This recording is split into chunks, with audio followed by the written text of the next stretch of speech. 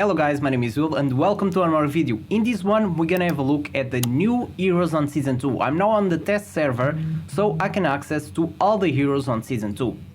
So we're gonna have a look, all of them. Some of them are really new to all of us, not just for new players, also for veterans. So let's have a look at them. So we're going by schools first. So Poison 1, we have this new character, the Slate. This will be a poison character and can be really good.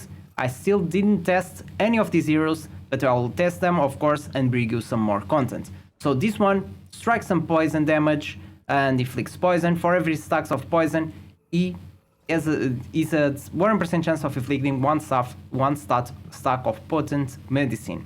So this potent medicine will deal poison derived damage. So this is 1 plus stack that can inflict damage. Not just poison, will be potent medicine as well. This can increase your damage overall and also increase the damage of Dragonheir.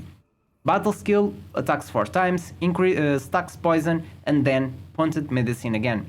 Battle skill at the start of the battle has a chance to inflict this potent medicine once again. And this potent medicine works like the poison. So it's 0.5 as well, targets max HP. And yeah, when it's triggered, this effect counts as additional poison stack.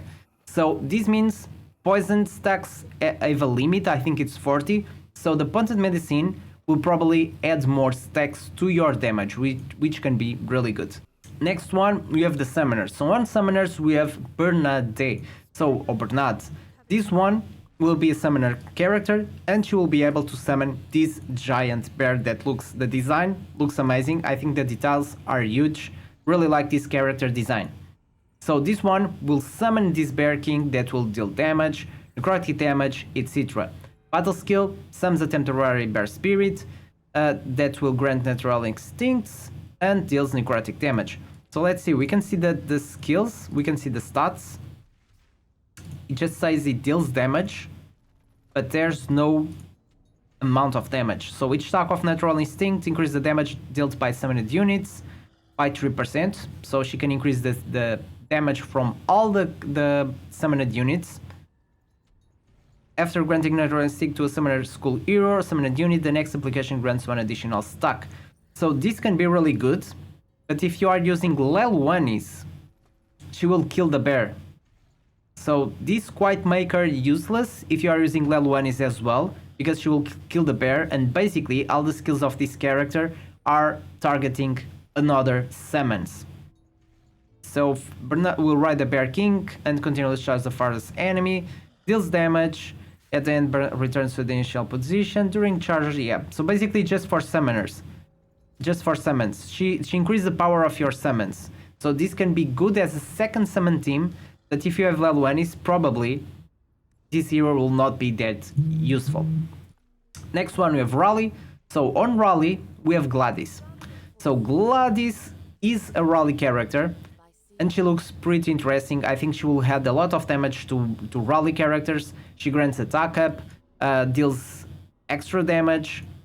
On the battle skill she grants stacks of Raleigh to Raleigh allies, and when Raleigh overflow, excess is stored on Gladys up to 5 stacks of Raleigh when a Raleigh ally casts ultimate skill. If the Raleigh is less than 3 stacks, Gladys Raleigh stacks are consumed to perform a Raleigh spell casting.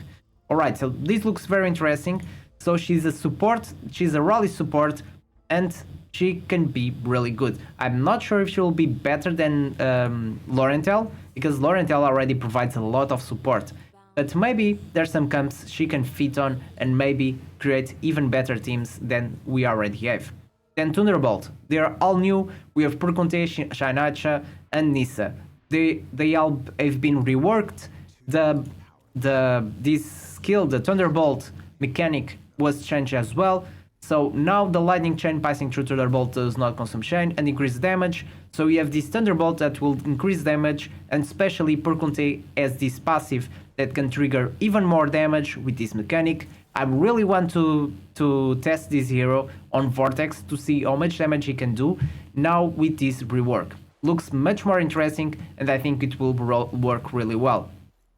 So it deals lightning damage, the second attack triggers 2 lightning chains, These lightning chains will interact with this Thunderbolt, so this looks very, very interesting. Next, we have Shanashta, so these will be the two Thunderbolt heroes that will work with this guy. So, grants 25% attack up, and then deals lightning damage and triggers lightning chain. So, every lightning chain will deal more damage. So, now your mechanic is to trigger more lightning chain to increase the damage from the Thunderbolt. The Thunderbolt will deal more damage, is the mechanic that will deal more damage with the Thunderbolt characters. All the goal of these characters is to trigger that Thunderbolt. So this one, same thing, she will also inflict electrocute, and this, when a target with electrocuted is hit by a lightning chain, dispels electrocute and increase lightning chain bounce by 1. And the great thing about this is that when you only have one enemy, the lightning chain will bounce between the Thunderbolt and the enemy. So it can bounce more than one time and deal more damage if it's a single target. If there's more than one target, then this lightning chain will bounce between all the enemies, right? But when you have Vortex, will bounce between the Thunderbolt and the Vortex. So this is a really great addition and really good change, because now they can be strong as single target characters as well. Then on Dauntless, we don't have anyone new, at least on Legendaries. I'm just gonna have a look at Legendaries. Then we have the Ice Blast. So everyone wants the Ice Blast because they are huge, especially on Vortex. They deal insane damage, and now they work different. So on the mechanic of the Ice Blast, so for the first 5 minutes of the battle, the rate of Ice Blast heroes triggered critical hits with basic attacks and skills is increased by 30%. So if you have 3, there is a 20% chance to gain 1 ice crystal. So these ice crystals will interact with the skills of your characters. So the carrier battle skill will gain an additional effect. Ice crystals stack up to 5 times. So she gains 1 ice crystal, deals damage. On the battle skill, deals cold damage, ignores target shield, crit damage up, and the passive, the hero has a ice crystal. After casting a battle skill, consumes 1 stack of ice crystal and casts the skill again. So at over 3 stacks of ice crystal converts 300% of excess crit rate into crit damage. So these ice crystals will make your skills to repeat. So it means when she casts the battle skill, she has ice crystals, she will recast the battle skill and deal more damage. Then for Zorak, it was changed as well, so he grants 30 damage to all Ice Blasts, Ice Crystals, and all Ice Blasts gain the effect of Zorak's passive, which is when ally casts a spell that consumes Ice Crystal, the hero fires an additional Ice Cycle at the current target, dealing cold damage and gaining critical rate stacks. So it's all about crit rate and crit damage with Ice Blasts at this moment. And Zorak now will be much more useful than before, because they can provide this additional damage with this Ice Cycle. And lastly we have Sheena. Sheena was really good before, and she's still good. She continues to cast a spell for 6 seconds, and during this period strikes a random enemy every 0.5 seconds, deals cold damage, and grants Ice Crystals to all allies. On battle skills, generates a frost projectile after brief channeling, dealing cold damage, generates extra frost bomb, and each time a frost bomb hits a target, there's a 50% chance to grant 1 stack of Ice Crystal. Passive, same thing, when this hero grants Ice Crystal to other Ice Blasts, additional grants 2 crit rate up and to all Ice Blasts.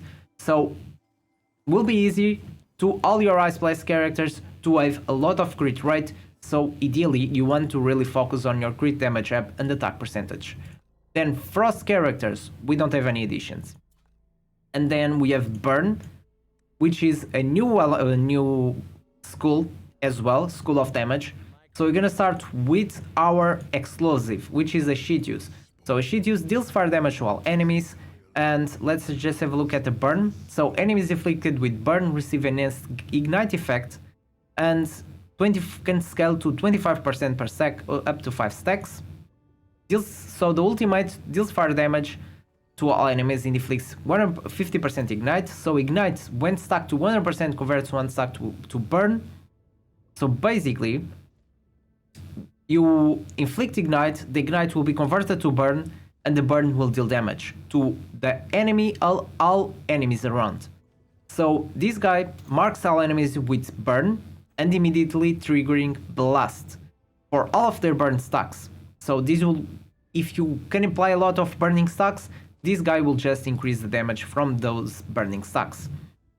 Passive. Basic attacks enemies in the 3 adjacent tiles, gains 3% ultimate energy, so this guy can gain a lot of energy time, ultimate energy if the enemies have burn, and with this will increase the damage. Also he has the stacks of Scorching Rhythm that will increase the attack percentage. Then we have Durem. So Durem will be the other burning character, bombards the target, dealing fire damage 3 times, additionally burn, and each stack of burn has 1% chance to inflict incineration for 10 seconds. So this guy has this Inferno that increases damage taken by 2%, so if you use Durem with Ascitius, it will increase the damage from Ascitius. Then battle skill, Logs, deals fire damage, inflicts ignites, passive, whenever enemy burns this spell, the hero attacks the enemy once, dealing AoE damage. So they have a really good synergy. You want to inflict burning stacks, they will increase the damage of other burning characters. This is really good. Carve will increase the accuracy bonus. You need the accuracy to inflict burn stacks on the enemies. And besides that, inflicts ignite, and same thing here, inflicts 1% ignite for each stack of burn. So they really look much better than before. There's a new mechanic, a new synergy. I think they all really work well. Carve basically just will improve accuracy, the chance to inflict those burning stacks.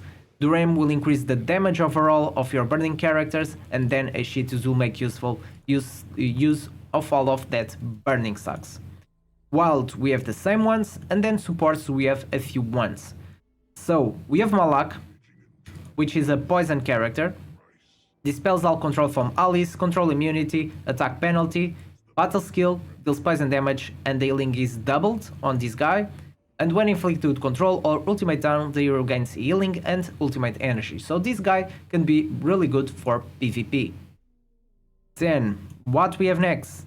So we have Ardred. This will be the free hero from an event in this season. She will be really good because she enhances the hero for 10 seconds, increase all allies healing, and when enhanced, each of the hero basic attacks heals the ally with the lowest HP, and also dispels one debuff, so she can increase the healing, provide healing, and also dispel debuffs.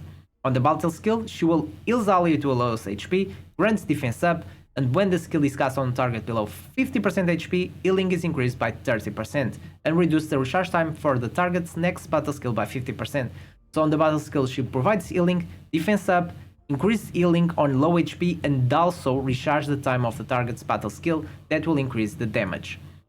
On the passive, she has this blessing, which is amazing. So she gains 1 stack of blessing every 5 seconds that will provide defense up and resistance. And when the hero blessing reaches 10 stacks, grants 10 stacks of blessing to all allies. So when she reaches 10 stacks, she will provide these 10 stacks to all allies as well. So she will give 30% and 30 and 100 resistance to all characters, which is huge.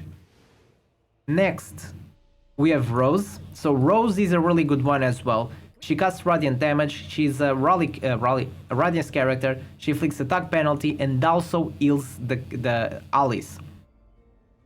On the battle skill, she deals Radiant damage, increases the lightning enlightenment up, and inflicts recharge speed penalty. Passive, when a hero has a buff, the enemy cannot resist the buffs inflicted by the heroes. So if she has a buff, she doesn't need accuracy because she will inflict, basically she will inflict those debuffs. Then what we have, I don't think we have, we have Dalk. So Dalk is the last new legendary that we have. This guy is a necrotic character, will provide accuracy bonus, necrotic damage, recharge speed penalty, and banish. Banish, the target will disappear temporarily from the battlefield, so this guy can be good as well for PvP. And reduce the enemy ultimate energy as well. Battle skill, necrotic damage and attack penalty, and on passive, attacks the enemy with highest attack at the start of the battle, dealing necrotic damage and marking the target, inflicting 30 stacks of attack penalty. So again, another character that can be used on PvP. And from legendaries, this is all we have new. We have a couple of epics that will be really good. The only one I want to mention if she's still good, will be Guardian and Bledin and Naja. They were really good characters to use on Ice Blast teams. A lot of free-to players were using them, and they are really good to use on these Ice Blast teams. I'm pretty sure we're gonna have also Thunderbolts, as we can see. These ones were not so useful before. And we have also Burn. We have these three. So these three, Zrax was a good damage dealer. These two were not so useful before. So Ice Blasts are really the best epics around here on the new school of damage.